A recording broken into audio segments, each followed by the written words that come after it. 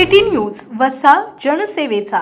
राज्यातील विधानसभा निवडणुकीचं मतदान संपल्यानंतर विविध संस्थांचे एक्झिट पोल्सचे निकाल बाहेर येऊ लागले।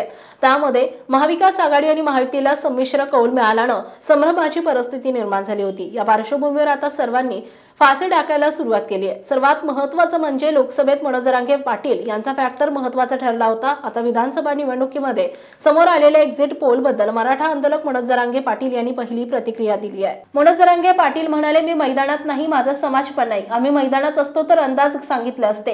या राज्यात मराठ्यांच्या मतांशिवाय कोणताच उमेदवार निवडून येऊ शकत नाही, हे अंतिम सत्य आहे। त्यामुळे मराठ्यांची जबाबदारी आहे। आता आमचा आयुष्याचा प्रश्न सुरू झालाय।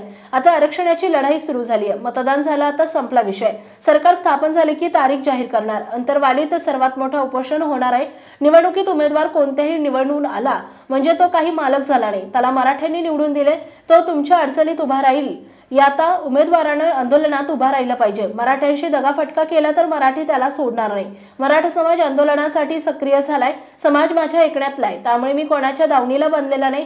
निवडून आले ते बैमान रक्ताचे होऊ नका। मराठ्यांशी गद्दारी केली तर तुला महाराष्ट्रात फिरू देणार नाही, असा इशारा पण मनोज जरांगे यांनी दिला आहे।